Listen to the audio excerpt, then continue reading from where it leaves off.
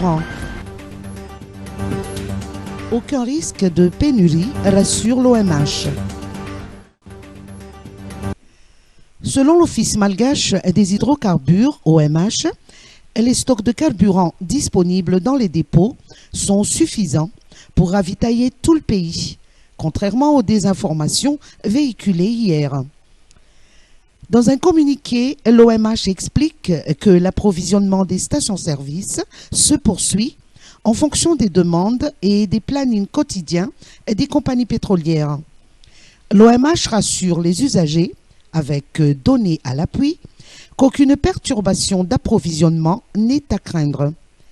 Les dépôts des villes côtières sont approvisionnés régulièrement et le prochain tanker est attendu vers la fin du mois de mai ou début juin.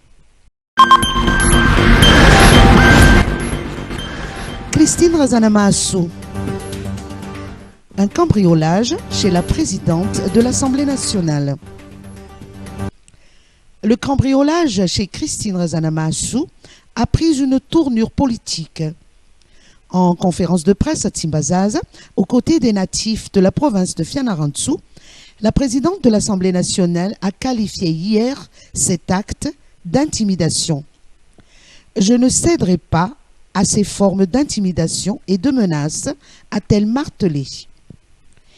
Par ailleurs, elle a souligné que ce genre d'incident ne l'affaiblira pas et qu'au contraire, elle s'érigera encore plus pour la droiture et la vérité, notamment en vertu des hautes fonctions qu'elle assume.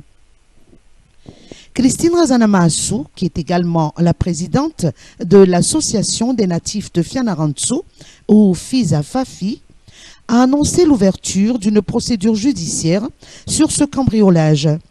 Elle a déclaré avoir des soupçons sur le ou les présumés auteurs de ce cambriolage, mais qu'elle s'abstient de tout commentaire, s'en remettant aux résultats des enquêtes. Pour rappel, la présidente de l'Assemblée nationale, Christine Razanama-Assou, a été victime d'un cambriolage à la fin de la semaine dernière. Son téléphone portable et son ordinateur, dans lesquels se trouvaient des informations sensibles et d'une grande importance, ont été dérobés. De même qu'un sac contenant une importante somme d'argent.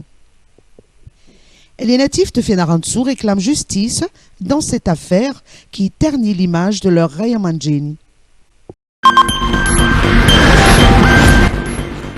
Programme Zaramira.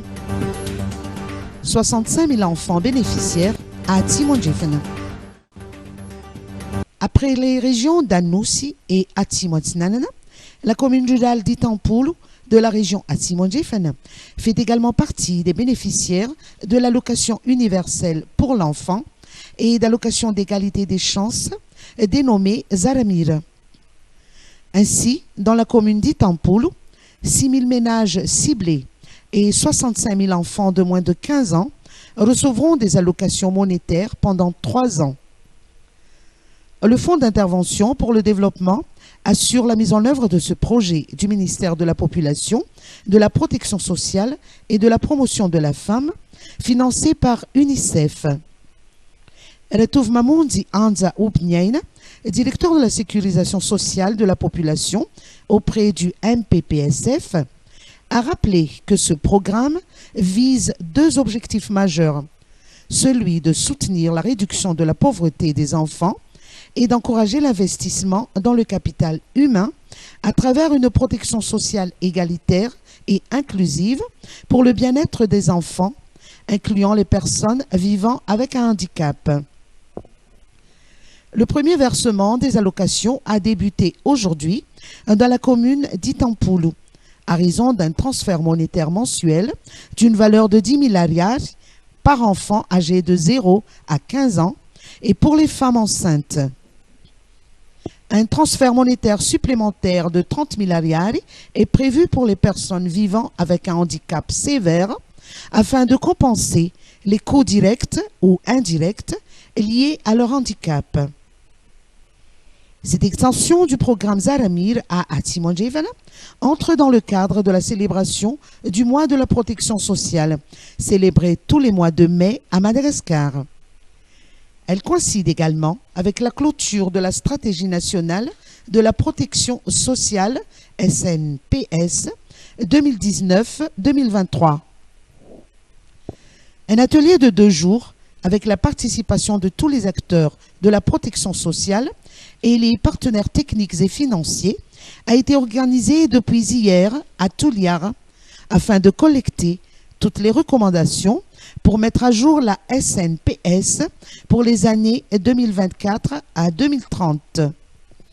Le secrétaire général du ministère de la Population a été présent à l'ouverture de cet atelier. Région Itachi.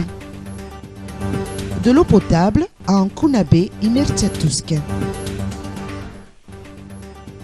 Les quelques 700 villageois d'Nkunabe, district d'Arivnimamu, en région Itachi, ont désormais accès à l'eau potable.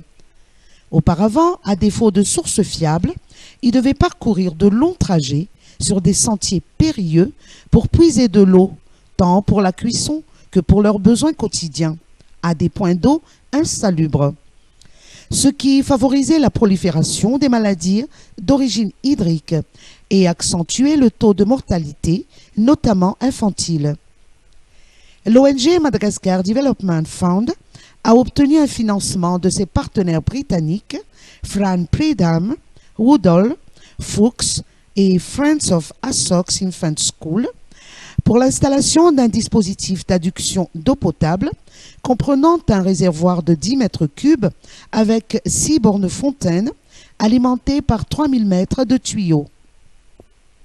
Ces nouveaux dispositifs ont été inaugurés le 22 mai par les autorités locales, conduites par le député élu d'Arivnimamu et le directeur régional Itachi de l'eau, de l'hygiène et de l'assainissement, en présence de la directrice générale de MDF.